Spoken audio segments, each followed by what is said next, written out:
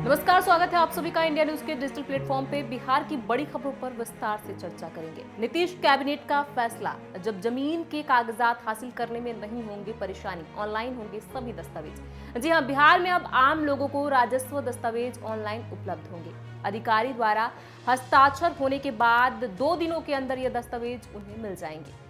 राज्य मंत्रिपरिषद ने मुख्यमंत्री नीतीश कुमार की अध्यक्षता में हुई बैठक में शुक्रवार को इस योजना को मंजूरी दे दी। बैठक में 25 प्रस्ताव पर अपनी सहमति दी गई है। इससे राज्य के करोड़ों लोगों को अपनी जमीनों के कागजात हासिल करने में सहूलियत होगी।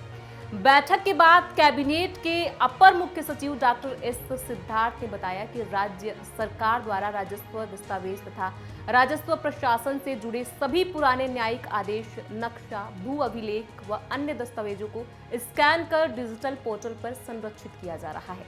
आवेदन करने पर संबंधित नागरिकों को अब पुराने परंपरागत तरीके के साथ साथ नए तरीके अर्थात ऑनलाइन भी उपलब्ध कराया जाएगा। अपर मुख्य सचिव ने बताया कि किसी भी प्रतिलिपि के लिए स्टाम्प शुल्क अभिलेखों के पृष्ठ के आधार पर निर्धारित होगा। यह राजस्व एवं भूमि सुधार विभाग द्वारा कार्यकारी आदेश के तहत तय होगा। इसका भुगतान भी विभाग द्वारा विकसित ऑनलाइन प्रक्रिया के माध्यम से किया जाएगा। डॉक्टर सिद्धार्थ के अनुसार डाटा सेंटर द्वारा निर्धारित शुल्क के साथ पंजीकृत आवेदन प्राप्त होने पर उसे संबंधित अधिकारी के पास भेजा जाएगा। वहां से अधिकारी डिजिटल हस्ताक्षर अंकित प्रति द्वारा प्राप्त होने पर आवेदन को 2 दिनों में उपलब्ध करा दिया जाएगा। साथ ही कंप्यूटर पर संधारित प्रेषक पंजी में आवेदन संख्या, आवेदन का नाम व प्रेषक की तिथि अंकित कर दी जाएगी। अब रुक करते हैं अगली खबर का। मुजफ्फरपुर के एमसीएच में एससी में लगी आग, धुआं भरने के बाद मच गया भगदड़। बिहार के प्रतिष्ठित और बड़े सरकारी अस्पताल एसकेएमसीएच मुजफ्फरपुर के मातृ शिशु अस्पताल एमसीएच की दूसरी मंजिल पर लगे एसी एयर कंडीशन में अचानक आग लग गई। एसी में आग लगने से निकलती चिंगारी से अस्पताल के छज्जे पर बिखरे कचरे में आग लग गई, जिसके पूरे अस्पताल में धुआं भर गया। अस्पताल में आग और धुआं भर जाने से भगदड़ मच गई।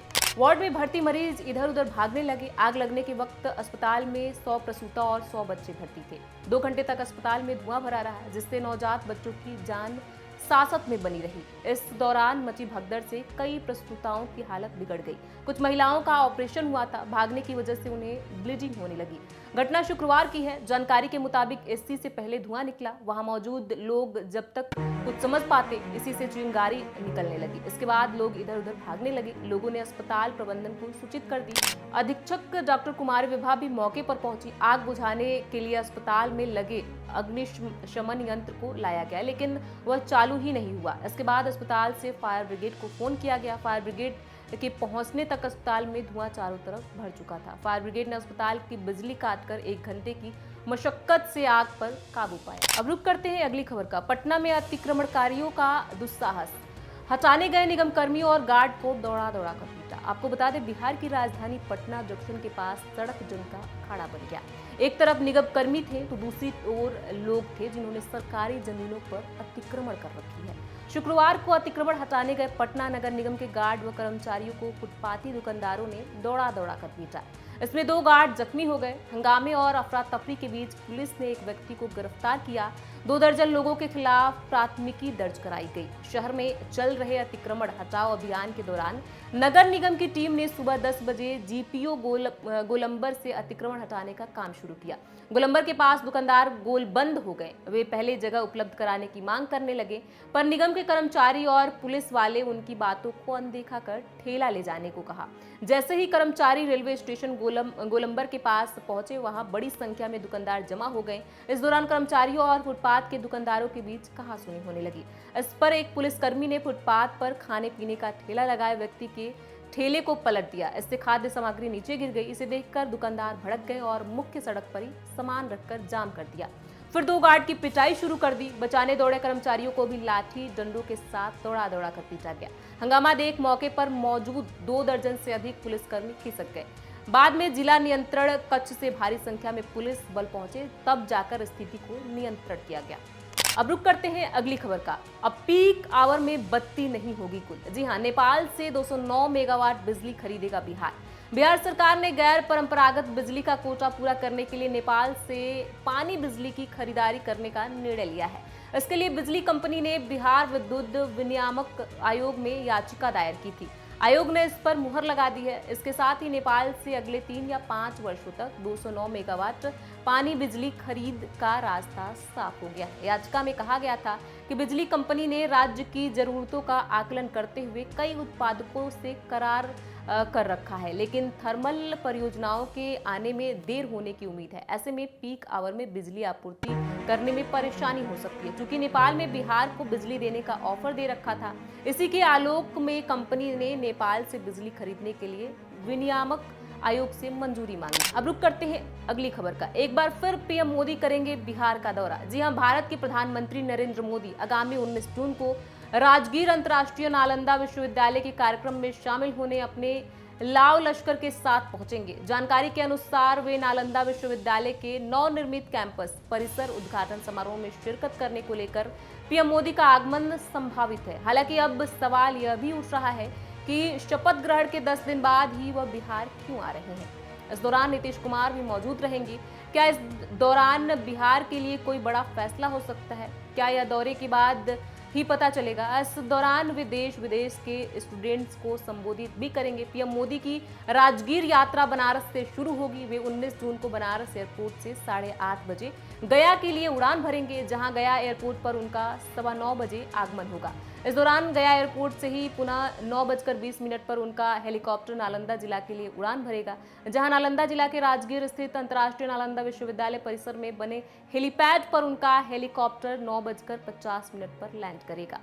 हेलीपैड से वे अपने काफिले के साथ वीवी कैंपस के सड़क मार्ग से मुख्य समारोह स्थल पर सुषमा स्वराज ऑडिटोरियम में 10 बजे पहुंचेंगे, जहां पीएम नरेंद्र मोदी समारोह के दौरान नालंदा विश्वविद्यालय के नवनिर्मित कैंपस का विधिवत उद्घाटन करेंगे। इस दौरान 10 बजे से 11:30 बजे तक के बीच आयोजित कुल 1.5 घंटे के समारोह में पीएम मोदी शिरकत करेंगे। वहीं वे नालंदा विश्वविद्यालय में पढ़ाई कर रहे देश विदेश के स्टूडेंट्स को संबोधित भी करेंगे। फिर समारोह के समाप्ति के बाद 11:45 पर पीएम मोदी हेलीकॉप्टर से गया के लिए प्रस्थान कर जाएंगे। बता दें कि प्रधानमंत्री नरेंद्र मोदी का राजगीर में पहली बार आगमन हो रहा है। यह जानकारी प्रभारी डीएम वैभव श्रीवास्तव ने दी। उन्होंने बताया कि यूनिवर्सिटी के एक कार्यक्रम में भाग लेने के लिए पीएम मोदी नालंदा पहुंचेंगे। साथ ही नालंदा विवि के भग्नावशेष का भी अवलोकन करेंगे। पीएम के साथ राज्यपाल व मुख्यमंत्री नीतीश कुमार व अन्य लोग भी मौजूद रहेंगे। इस कार्यक्रम के बाद प्रधानमंत्री पुनः गया जाएंगे और वहां से विमान द्वारा दिल्ली के लिए प्रस्थान करेंगे। बता दें कि इस कार्यक्रम के लिए यूनिवर्सिटी परिसर में तैयारियां जोरों पर है। हालांकि अभी तक विवि प्रबंधन की ओर से कोई पुष्टि नहीं की गई। अब रुक करते हैं अगली खबर का। फाइल खोलते ही पप्पू यादव क्यों भड़क गए? किया ऐसा ऐलान कि देखते रह गए अधिकारी। जी हां, सांसद निर्वाचित होने के बाद से पप्पू यादव अपने चिर परिचित अंदाज में लगातार एक्शन मोड में है।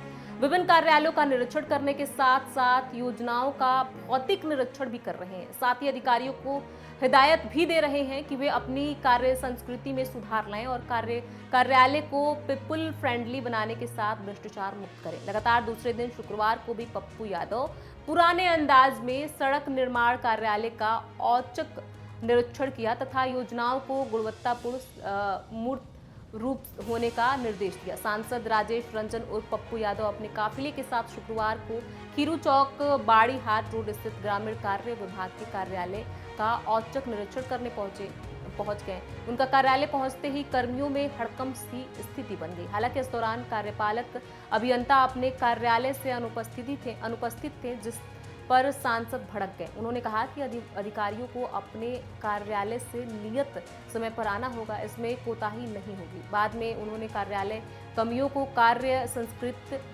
को लेकर कई निर्देश दिए। उन्होंने कर्मियों से पूर्णिया में हो रहे सभी चालू एवं पूर्ण हो चुके कार्यों का जायजा लिया और उपस्थित कर्मचारियों को कई दिशा निर्देश दिए। बिहार की बड़ी खबरों पर विस्तार से चर्चा करते रहेंगे। देखना न भूलें इंडिया न्यूज़ बिहार।